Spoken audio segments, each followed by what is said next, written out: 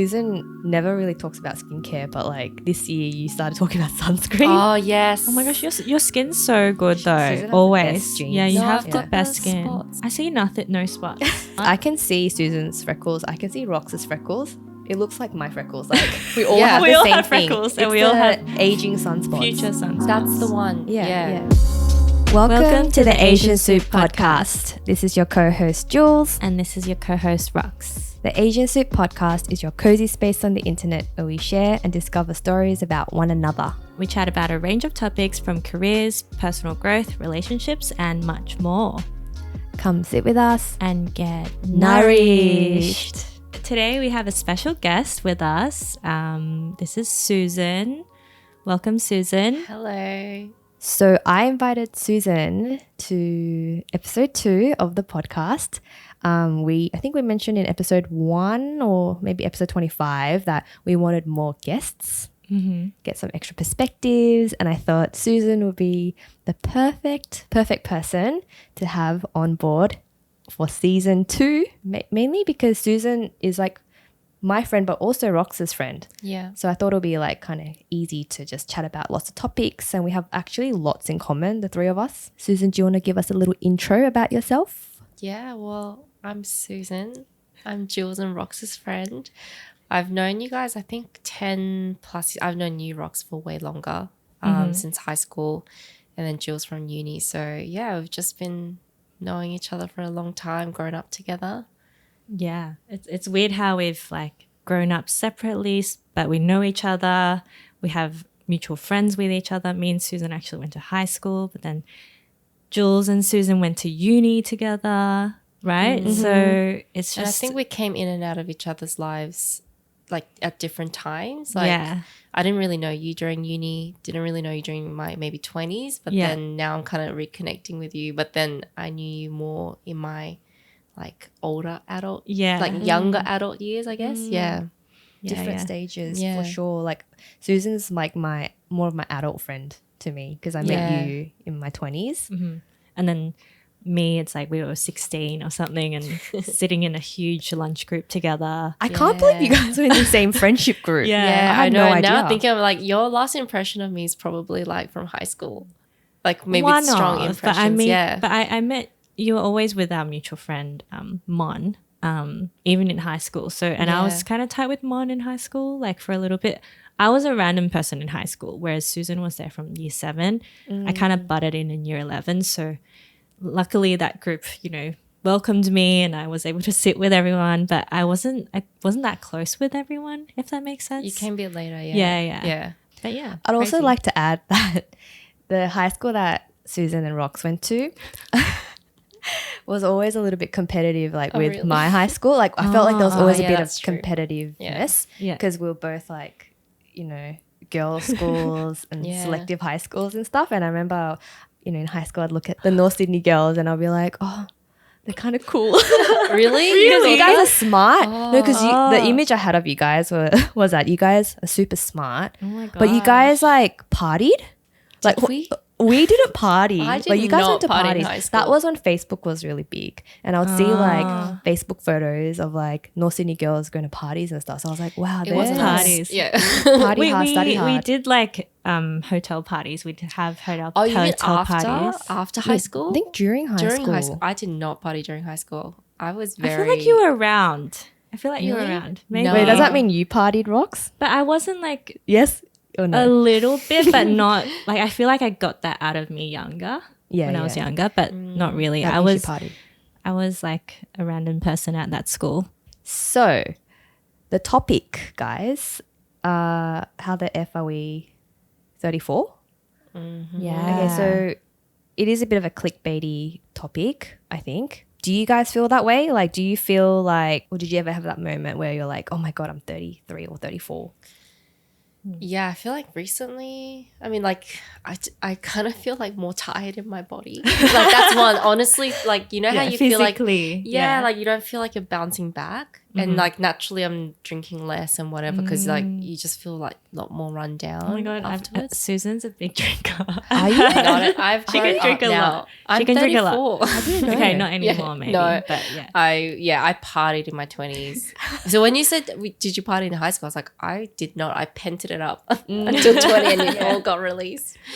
Yeah. No, I think like just the physical thing, like you're just a bit more tired. But then at work, I've recently been promoted and such. And so I see these younger people that I'm managing now. And then I'm like, oh my God, I'm probably like 10 plus years older than them or 5 or more, whatever it might be. But I need to act more mature because I've got a lot more responsibility now. Right. So yeah, I kind of feel it at work where for me, I might feel still youngish, but I'm very conscious that people see me as maybe what a 34-ish person might be doing, but I don't necessarily see that in myself. I also want to add another one. Like Susan never really talks about skincare, but like this year you started talking about sunscreen. Oh yes. Oh my gosh, your skin's so good though. Susan has the Always. best genes. Yeah, you No, have I've the got best the skin. spots. I see no spots. Like It's I see zero happening. spots. It's Yeah, we don't see happening. it here. No. I can see Susan's freckles. I can see Rox's freckles. It looks like my freckles. Like we all have We the all same have thing. freckles and It's we all the have aging sunspots. Future sunspots. That's the one. Yeah. You know what I notice now in my 30s a lot is these lines. Like The smile. they're there even if you're not What are these smiling. called for the They people who are- can't they are see kind of us? smile lines, but they're like kind of from that crease between your nose and to the end of your lips or the bottom of your Yeah. cheeks. Like But- around your mouth. Yeah, like that's an area you need to. I don't know. People say you need to highlight it so it doesn't show as much in photos. Highlight with makeup. Yeah, like add a bit of a not like the brightest highlight, but like the skin colored kind of highlight. Yeah. Because Damn. that dent, We got to do that. that dent is like it will just stay there longer and longer. But when you look at photos when you're younger, sure, when you're smiling, it's there, but when you're not smiling, I feel like it's there. It's like a resting wrinkle. Like, instead of resting bitch face or something, it's like a resting wrinkle. Yeah. No, I'm gonna Yeah, yeah. always notice. Like I've sort of sometimes Do you I know notice what it. I mean? I know what Yeah. you mean, but I don't think too much of it. But I think I'm always gonna notice it now. Yeah, I never noticed it until someone older mentioned it to me. And I was like, oh, now I notice. For me, it's the line on your neck, Oh. like that, because that's the shit you can't reverse. Yeah, what are you going to do? So with your sometimes neck? when I'm like lying on my back and I'm like on my phone, and then I can sense that there's a fold here. I'm just like, I sort of just like open it with my hand. It's like the shit you don't think about when you're in your 20s. Well. Yeah. Yeah. Yeah. Gua sha? You need a gua sha Yeah, neck too. But you can't reverse the neck. can't, You yeah. really can't. Yeah. Anyways, Anyways. so that was a major tangent. So anything else where you felt like, damn, I'm in, 34? I think the other thing is like allowing yourself to have a bit of luxury.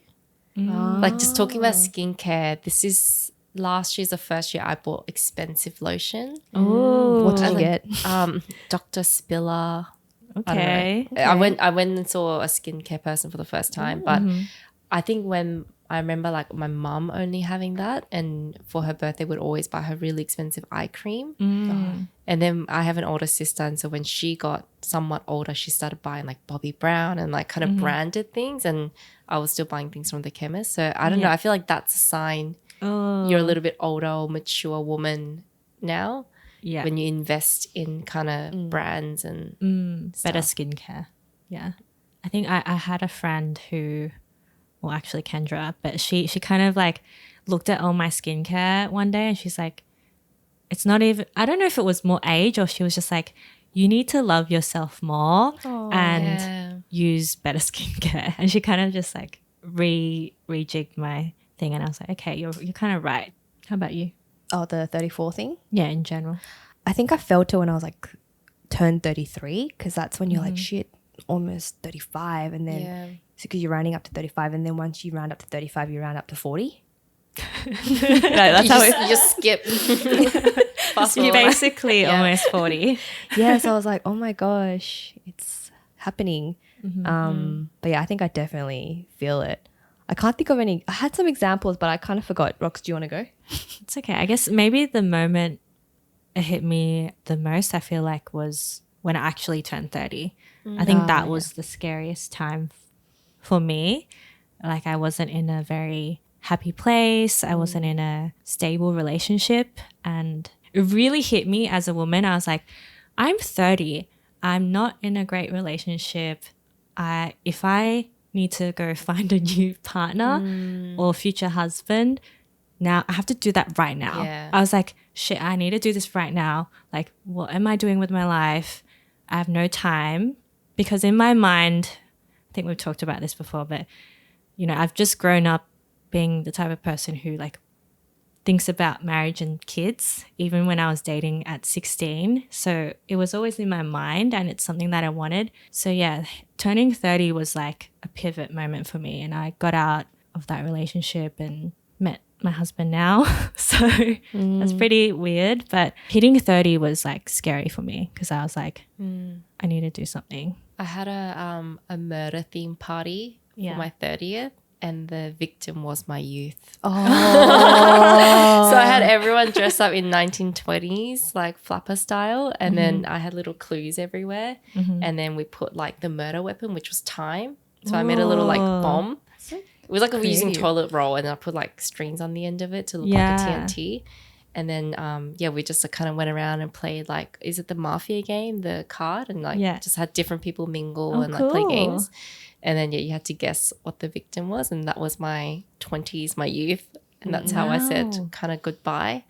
But it's kind of the same way I guess you think when you hit your 30s, you need to be settled now. Or you've done your rush of, I don't know, going around, traveling wildly or whatever. And then I guess by 34, your self-expectation is you've settled down, you've got something to kind of, would you say like prove? Or like show for. Yeah, show for. Yeah. I remembered what I was going to say now. Yeah. So I think for me, definitely when I hit 30 as well, like Rox said. But I think like when Gen Z or Gen Z, they started emerging in, you know, social media more, and the comparisons between like Gen Z and millennials, I think that was when I was like, whoa, like, you know, our gen has like sort of older passed. now. We're the older gen now. And seeing how Gen Z dresses, like, you know, my favorite band right now is New Jeans. Do you guys know New Jeans? Yeah. I know they're meant to be young. Oh my God. Yeah, they're completely Gen Z, and you know you can't wear those outfits anymore. And I think that's when I was like, oh, I mean you can if you want to, but it's not, there's a bit more of a barrier now. Yeah. So I think that's when I probably really felt it, especially when the Gen Z were kind of like bagging out the millennials. Yeah. At one point, did you guys see those like TikToks and stuff? Gen Z's like say, oh, this is such a millennial thing, and they were like bag us out. Yeah. I think I was watching a reel, I forgot his name, but he's a millennial, and I think Gen Z were bagging out Michelle Branch, and he was like, what? I love Michelle Branch. But the way they were bagging it out was that they're like, oh, even her sad songs are too positive sounding, and it sounds too like upbeat and stuff. And I'm like, oh, what? But yeah, the music's completely different, style's different. Do you feel behind in trend? Like, yeah, I'm definitely not chasing trends as much. I'm definitely like how to have a, you know, minimal wardrobe, repeating my outfits. Like, you know, I'm not trying to buy new things all the time and to find out my style. You know, I don't know. I'm a bit boring these days. yeah. How about you? Yeah, sticking to what you know, I think, yeah. Yeah. I don't know where to buy clothes these days. I was messaging you and now mutual friend because I was like, I don't know what to Google. Like, I just go to the Iconic or something, which feels like maybe like my mum's version of just go to Maya or go to David Jones. Like, I don't know like where you buy where are the cool now? new brands? Like, I don't know. Yeah.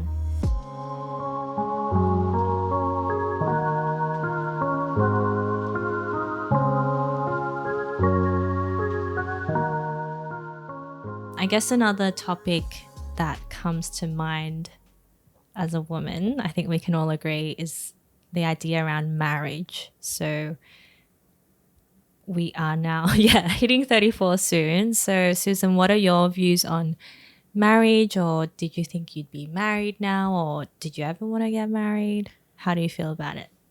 I think secretly I did want to always get married, but I always thought I wouldn't. Like there's always like the version of you that wants the princessy things, but I always just kind of thought I'd be single actually when I'm in my 30s, and I'd be living overseas in New York City. I love that. Yeah. I love that version as well. I thought that's what I'd be doing, but no, now I'm settled. But I don't think I'll ever get married. So I'm with my partner, but we are like de facto, I guess. So I proposed 3 years ago now. Oh, wow. Yeah, just before COVID. So I'm the one that proposed. But then it's really weird because I asked, will you marry me? But he and I don't want to marry each other. So I think at the time I wanted to do more like a promise ring type of thing, because I knew I was committed to this person. We talked about it. We talked about kids, or what would it be like to retire, because he's Italian. So maybe in 30, 40 years we'd go move to Italy. Oh. Yeah. And so I bought the rings and I wrote a speech, and How did you find out his size? When we were holding hands, I just always like loop it. Yeah, and then I just remember it. Yeah. Wow. And kind of try to remember the feel of it. Wait, did he know you were what you were doing? No, I So took him by romantic. surprise. Yeah, so I bought the rings from the markets at the Rox, and I spent all day like searching for a pair, because I didn't want like expensive diamonds. That's not really us. So I bought like a matching pair from this local jeweler in the Rox, and then I had it like saved. I put it in my undies drawer. I bought it in December, and then I wanted to propose 2nd of Feb, 2020, because it would be like 2/2/20. But then we had a fight, and I was like, you have no idea what just happened. And so I ended up proposing on the 20th of Feb, 2020, because I wanted a date to remember. 20th. Oh, still works. So like 22/20. Yeah. Yeah. Nice. Yeah. Congratulations for 3 years ago. Thank you. Yeah. That's a really non-traditional like way to do it. Like how did that even pop up into your mind to have like the courage as a woman to propose? Like I think, I don't know, it doesn't even pop into a lot of people's minds, like being a girl to propose. Do you know what I mean? Like how did that come about? I don't know if I like planned it. I think by that time we just talked about being committed for so long, like for a while by that point, because we were living in a share house with housemates. So we were planning to move out together, and it just felt like the next logical phase in our relationship. And then I don't know, I think the whole 34, getting your 30s thing is when you're in a relationship, people around you ask, when are you going to get married? Or if you go on a holiday, they all ask the guy, are you going to do it? Are you going to do it? Yeah. And then, I don't know. I just felt like I should be the one to do it. And I just wanted to be the one to do it. And to be honest, I think I kind of wanted to be the kind of cool chick and a little bit to do it. Yeah. So I was saying before we recorded this episode, the way I would describe Susan is like Susan's a rebel. Yeah, Susan's a very cool chick. Rebel. So if you're not watching us in the video, Susan's like got all these tats up her arm. And what else is rebellious about She you? rides a motorcycle. Oh yeah, she rode a motorcycle here. I can insert the video of the motorcycle here. What else? Like you're a vegan, Korean. That's kind of rare. I don't think I know a lot of Koreans. But you've been vegan for a long time as well. Like you started before veganism was even like as big as it is now. It was like 5 years ago. I've been vegetarian since 2011, which I did do because I had a fight with my mom, and I was like, I'm not eating at the barbecue, and then kind of like stemmed from there. But I get very stubborn. That's the other thing. You're very like go against the grain kind of thing. Yeah. I'm always like fighting the patriarchy, I feel like. And you said that Susan's a strong feminist as well. Very cool. Thank you. I feel like I'm more of a stubborn person, but yeah, I'm glad it comes off that way. Speaking of, I guess, people adding pressure to the idea of marriage, how do you feel about it, Julia? Because I remember last year we were talking about it, and you did say you felt that too. the in your pressure 30s. of marriage. Yeah. I don't feel it as much now. I think I was very confused, I think, when I was like in my 20s. And same thing as what Susan said, like after we come back from a holiday or something, some work colleagues I used to work with will be like, oh, so did he pop the question? Yeah. Da, da, da, da. I'm like, what? No. Like, but the fact that I didn't like that they were trying to guess, like and I didn't like that they expected it kind of thing. And because for me, it's not even on my mind at all. So I think I don't like that pressure or like someone expecting me to do a certain thing because of the way it is. So like me and Ryder have been dating for a long time. So people expected we should get married, and maybe I didn't like that. Yeah, and a lot of pressure from my parents as well. They really, really, really wanted me to get married. And I think because they wanted that so much, it was a bit of a turn off for me. So I think I'm a little bit of a rebel too. Not as much as Susan, but like I'm a bit stubborn too. Like I don't want to do what you tell me to do, that kind of thing. So Yeah. I totally get it, like what Susan was saying. Yeah. But then like Rox, you're like the opposite. Well, I don't know. Or I feel were like the opposite. I think marriage, like I think the rebel thing I got out of my system when I was younger. I think I always thought like it sucks being in a relationship and waiting to see when you're good enough for the guy to propose. Like that was always like a something in my mind that was like, oh, you know, you have to be this perfect girlfriend for someone to like you. And like it just, in my 20s, I was really people pleasing in that way because I just didn't know how that could happen. Not to say like every relationship was terrible or anything. It's just some didn't work out, but it was just like, yeah, it was really hard to think about that. I don't know how to say it. So it was always really like I wanted it so much, but it was never with the right person. So I always thought that there was something wrong with me.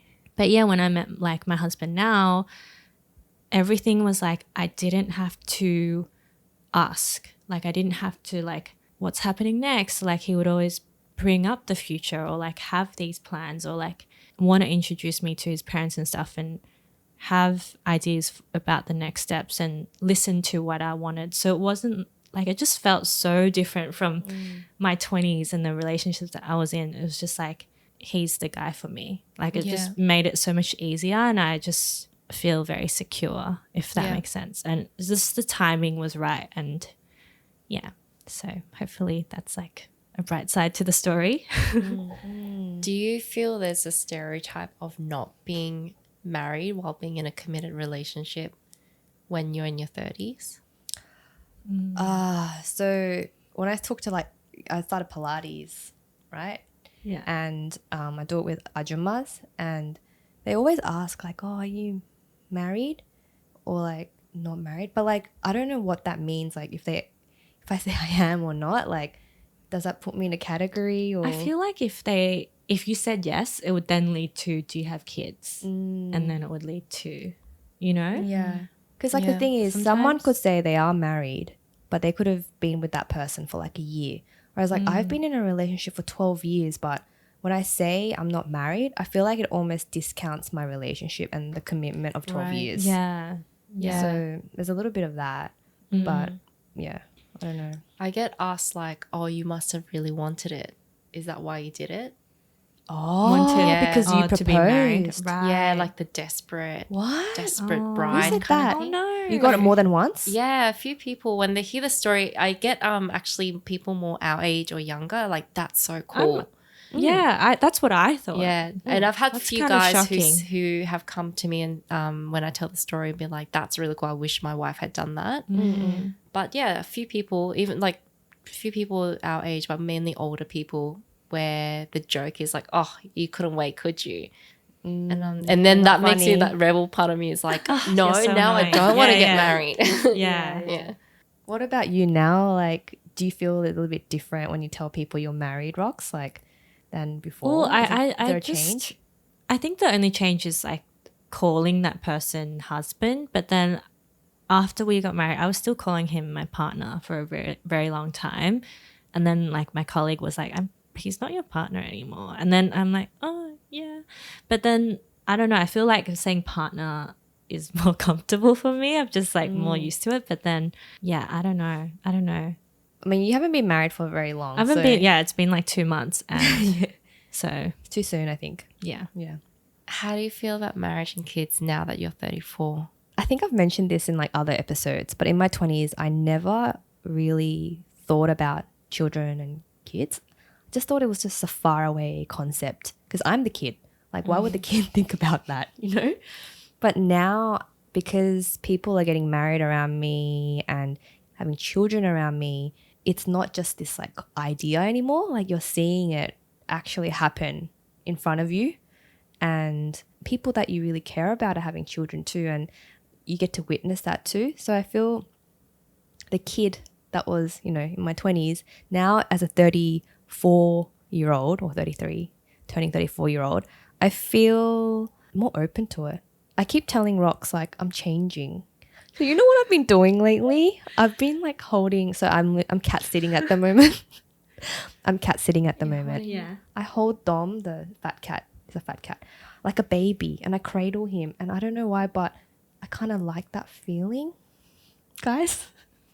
And then I'll be like, oh, like the baby. And I'll be like, oh my God, like. Can you imagine it? You're like right. imagining it. It feels right. And like, yeah, I'm imagining he's a baby. And I don't know what it is, but like, I really liked it. What's happening to me? Feeling So- clucky, that's Yeah. what they call it, right? Yeah. I remember people would be like, oh, are you clucky? Like, you know, when you met other babies, I'll be like, nah. But I felt it when I held the cat. Is that weird? I feel like it could be a hormonal, like a natural female hormonal thing. It could be, but I don't know. Some people say it can be. So Yeah. you never know. Well, in the beginning, I think it's because like we talk about it a lot in like Yeah, girlfriends conversations because, you know, as we get older, people are freezing eggs and doing all these sorts of things. And you are also going to think about it like, yeah, okay, it is time to think about whether this is the path I want to go for or not. Because if I'm not going to have children, that's fine too. At least like you kind of have to like, you don't have to, but you're forced to think about it. Even if you don't want kids, you can confirm like, actually, yeah, I really don't want kids. And then you can kind of like accept that and live through that, right? Yeah. Like now, the mid-30s is the kind of like the time you need to think about it. Exactly. Right? Yeah, exactly. It's got to become like an active choice. And I think that's the difference between like your late 20s to even your early 30s. Yeah, you So could true. still be Yeah. open, right? Like anything Yeah. could happen still. You don't have to decide yet, but now we're approaching mid-30s. Yeah. They call anyone over 35 like geriatric or something. So Wait, what does geriatric mean? it means you're an old lady, Oh. but only in like pregnancy terms. It's like but a medical phrase for like, yeah, being old kind of. So if we had babies after 35, we have a geriatric pregnancy, technically. yeah, it's Wow. higher risk. Yeah. So they actually classify you that way, and it just sounds so bad, right? That sounds bad. Yeah. So that's how I sort of feel with babies, and with marriage, definitely more open to it. Okay, Like- so right now you're open. I'm open. I think Right? so. Oh, she's open. I'm open, and because I was so anti. Yeah. I was so anti, right? I think like what's that episode? It's okay to want what you want. Guys, listen to that. I'm different there. I'm open now. I'm changing, and I'm seeing like other people get married in different ways. Like Rox got married. I don't know if did we shared that on the podcast. I don't know if we did, but yeah, I got married very recently, we'll and do I had a very small family-only ceremony. We No could friends. have another episode on. No, I don't want another. Oh, okay, so we don't want an episode. Okay, we don't want an I'm episode. Okay, this is the marriage part's the done. update. Like I'm good, but yeah, like when I was growing up, like you, like I had a princess idea, like I wanted everything, and then I was just like, nah, I'm good. But I yeah. think the 34 thing is like we value simplicity maybe with everything. Maybe that's why you're feeling more open because your view of it is smaller but richer in a way. Like Yeah. And I've also authenticity as well, like Yeah. authentic to you. And I think that's what I really loved about the way Rox did it. It's like you did it the way you wanted to, and it's considered almost non-traditional. And I think that inspires me. It like puts up, like fires me. I'm like, oh yeah, like I don't know what it is. Like when Also I see Susan's way, like Oh, the yeah. proposal and just agreeing and committing to each other. I think that's like the key thing Yeah. about marriage or not marriage is the commitment, and that this person has chosen you to spend your life together. Like that means more than a ring, a wedding, what family thinks, even though it, you know, you want families to love each other, but Yeah. do you know what I mean? Yeah. It's just about you two first. Like you guys have to Yeah. be in it, right? But our situation is a little bit not so unique, I guess, but because Luca's family's all in Italy, even if we got married, his parents wouldn't fly here because they're a bit older.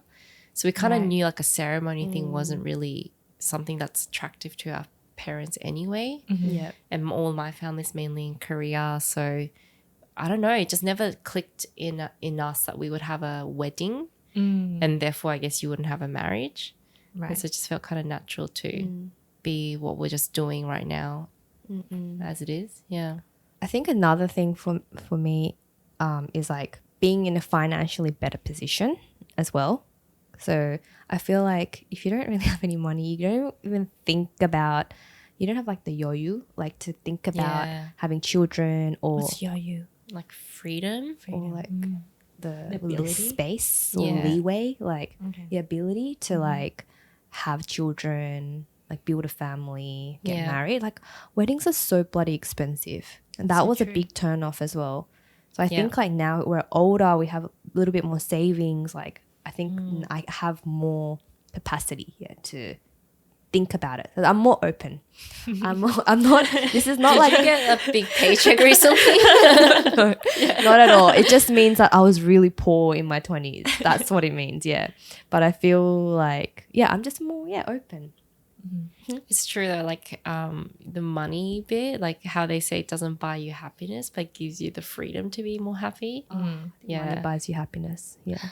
Yeah. Like if I was in my 20s and, you know, living paycheck to paycheck, like I definitely can't afford to have a baby. So I wouldn't be a very good mum. How about you? How do you feel about children? Maybe, maybe not. Yeah, I was smack bang in the middle of that fence. But I recently came off the pill, which is a big thing for me, but because I've been on it for many years. But I got some advice from a local GP who said, now that you are in your 30s, you've been on it for a long time, get to know your body. And so that's one of the reasons I came off of it. But I wouldn't say we're like trying actively yet, but yeah, it's very different. I felt maybe in the 20s it was about just having fun and less focus on me maybe, and how your body is sacred in a way, like you need to take care of it. And the concept of self-care is also, I feel like, is a concept of self-protect. Only you can take care of your body, your health and your mental health. And that I'm feeling a lot more is my own responsibility now to get to know my own body, what it's like, how it goes through different changes, and to really understand it. So I'm keeping like a daily log as well of just what I'm doing each day for self-care, but also like how my body's feeling today, because I don't think I've ever asked myself that question. I love what you said about the mental health too, and like knowing your body. I feel like I'd never even thought about that in my early 20s, right? Now Yeah. it's like, yeah, it's just the hormones actually affect a lot of things, even like drinking, I noticed, but yeah, anyway.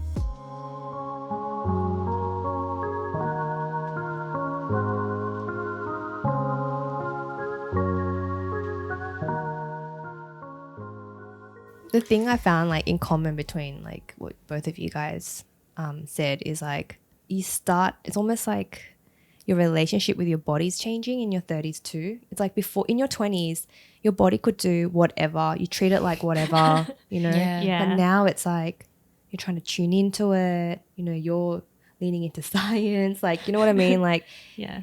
it's not as like unbreakable. It's like actually so precious to us now. You know, we're wearing Yeah. sunscreen now. Like, It also tells you so much, right? Like, you know, going through maybe stages of burnout or stress from work or family or whatever it might be, your body tells you like, placed up. You know, you might get sick or you might get a headache. I don't know. It's just like your body will tell you. In my 20s, I think I spend so much of it stressed about how I look. Oh my god, yes. Like I don't think I really want to crash diets and stuff, but I definitely watch my portions or what I'm eating. Don't eat past 8 o'clock, or you do exercise to get toned or lose weight. And now my exercise is my time, and I treat, I guess, what I eat much more differently. And I don't step on the scales anymore. I haven't done that for many years because I realized I was so bad for my mental health, and I was just calculating the numbers, and the numbers mean nothing. So yeah, that's, I think, another thing about having a different relationship with your body. The pressure you felt in your 20s to look a certain way just somewhat gets lifted, because maybe I chose not to listen to it anymore. Maybe it's kind of like, now I'm old, no one's looking at me. Yeah, there's no need to try so hard. Yeah. Well, Rox, and I know what Rox is. Rox is like, I nodding. could feel you nodding, because like we talk about this all the time, like about beauty standards, and yeah, it's so true. Like you care about how you look, but I think now it's more about how we feel. Like something that I really love doing is like, there's this yoga pose where you just kind of like hug yourself, and sometimes I choke up when I hug myself because I'm so touched. I'm like, I feel like so connected to myself. That's so nice. You're Is like, it the hugging knees one? yeah, the hugging the knee one, guys, try it, because it's like you hug other people, and you know how it feels so nice to like give people hugs, but when you hug yourself, it's like you're really connecting, and you're like tuning into how you're feeling, and you're being honest with yourself. So yeah. I guess another thing that comes with like turning 34, I think we've talked about it before in our like confidence episode. I feel like because we're a bit older, I know we're all in relationships too, but I feel like there is a confidence that you are independent and you can take care of yourself if you had to, if that makes sense. It's like, you know, we all have a career. We're all like, I think we're all good at what we do, and you know, we have things we enjoy outside of work as well, and good friendships and people we can connect to. Like I feel like, yeah, just also selecting the friendships I think we've talked about as well, but yeah, just spending more time with people that actually matter, and also spending more time with yourself, I think has been good.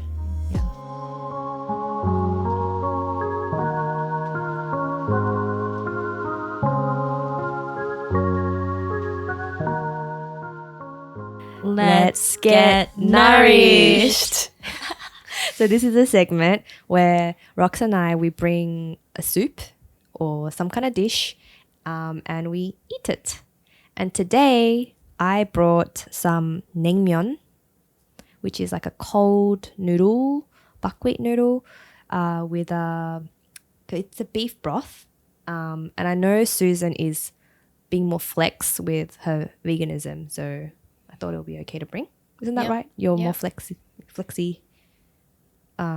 Congrats, by the way. It was an announcement. That's what my dad said. He was like, welcome back. Welcome back. Oh, more flexible. To the dark side, but yeah, enjoy. There's cucumber, egg, and I didn't cook it. It's out of a packet. All you have to do is boil the noodles. So try it, and if you like it, I'll show you which brand I used. How about the icy part? The icy part. Oh, so you just freeze the broth, and then before you serve it, you just take it out, and yeah. Yummy. Enjoy. Thank you for bringing it. Thank you. It's so good for like summer with the cucumber and the tanginess. It's so fresh. Yeah, it's a very summer thing in Korea. I really want to try Pyongyang naengmyeon. Have you heard of that? It's like the North Korean version of this. Isn't that what this is? Is it? I don't know. I think it's different. Their What's the broth difference? cleaner. Tastes a bit different. So I thought it'd be really fitting to bring naengmyeon today as well, because Susan's dad owned a naengmyeon restaurant in Sydney, and he made the noodles from scratch. Whoa. Which is like, I think probably the only place in Sydney that did that. Do you think so? I think so, because everyone will just use the pre-made noodles. Yeah, he went to Korea and he learned how to make it. There's a special machine because you make it with I think it's sweet potato flour, and you make the dough really hard and you roll it into like a tube, and there's a special machine that pushes the tube down and squeezes it through really fine holes and then immediately into boiling water. So there's like a pot of boiling water underneath. And you have to scoop it up and then put it immediately into icy cold water. That's how it gets like chewy. Gosh. So it must spit out the noodle very quickly in that tube. Yeah, then, yeah. right? It's not like a pasta machine where you roll it through or something. Also, because the commercial machine, you like get a tube of dough and like squeeze it through like a big Play-Doh, and it goes like straight into that boiling water underneath. But you have to scoop it up immediately, like within 10 seconds, and dunk it into icy water. Wow. But now my uncles all have the same shop in Korea. What? So your dad started the original here? Yeah, yeah. Because my That's like dad, the opposite. my dad worked in advertising, and then Your dad worked in my advertising. dad worked in advertising when he was in Korea. Yeah. and then he moved to Australia, and it didn't really work out. So then he sort of went into hospitality, but he started with like a cafe, and our family never made handmade noodles for dinner growing up, and then they just learnt it and then made a restaurant out of it. Yeah. And then my dad saw how well it works, like have a summer version, have a winter version. And then he taught his brothers. But like my uncles kind of like Took the idea. yeah, like their businesses failed, and so my dad was like, just do this, and then now they have it in Korea, and then apparently it's doing well. Well, oh my god, Yeah. did they have the same interior and everything? I don't think so. I've never been, so I'm gonna go to Korea this year. I love that it's lived on, like it's passed on, Legacy. and it's Yeah. still in the family. It's Yeah. in Korea now, like He went to where it all Australia. started. And then, yeah. And I love that you said your dad was in advertising, because like I feel like everyone, all the like it's such an Asian thing where your parents had like some like different job when they were in their country, and then when they come here they do something that's totally different. So my mum, she was a English teacher in a high school, Oh wow. and my dad was an engineer, and he Wow. did the whole company life. And then when they came here, they completely like did something different. They both started small businesses. What about your parents? Did they like, were they doing something completely different in So different. Hong Kong? Actually, not really, because my dad was training to be like an aircraft engineer anyway. But before that, and that's the reason we moved to Australia. But then my mum was doing like, I guess it's kind of different. She did like import, export, like admin stuff, and then she did production stuff for fashion here. So I don't know, not that different. I feel it's like the same. I guess that means your mum, Jules, spoke good English when she came here. You know how like back in the day, like if you can speak a little bit of English, it's like you can speak English. So I think she knew a little bit, but her English is like way better now. Yeah, Yeah. But she wasn't like fluent or anything. But that's like a win already when you're moving Yeah. I guess here. so. Were Yes, your sir. parents fluent, Rox? No, not really. They still have an accent. But my mum learned English, so she was better than my dad at it at first. I think Susan should come as a guest more often. I don't even feel like I feel like we that's- only scratched the surface Yeah. of like, yeah, we spoke about marriage and stuff, but like we didn't really chat about our careers that much. Yeah, maybe if you're interested, guys, let us know if you want Susan to come back and talk about careers, because we could definitely do a whole episode on that, I think. Yeah, we kind of all do similar kind of things in digital and content. And what was your experience like? Do you want to share Oh, yeah, any? how was How did you feel? It felt natural because you two are my friends, and I feel like you and I, Jules, on the weekends, whenever we catch up, we talk for hours. We talk a lot. Do you remember like one time we went to a mutual friend's house and like we left past midnight? When? I was like, sometime we went for dinner and then got ice cream, and all the ice cream like melted on the table, and like and like normally, you know, you hang out so late when you're like drinking and stuff. We just talk for hours. But anyway, it just felt like that. And I haven't seen you in ages, so it's nice to catch up. Yeah. It was fun to see you guys like chatting as well. Yeah, connect again. Yeah. Reconnecting. Two worlds colliding for me, so Yeah. yeah. Well, would love to have you back. And thank you so much for being here and sharing. Thanks for tuning in, guys. Please follow us on Instagram if you haven't already. We're on YouTube, Spotify, Anchor, all the platforms. So please check us out. And yeah. Oh, please give us a 5-star rating on Spotify. I think we have 31 Really? 5 Oh my stars. gosh, that's a lot. So please. Thanks, people. Yeah, thank you, guys. Bye. Bye. Bye.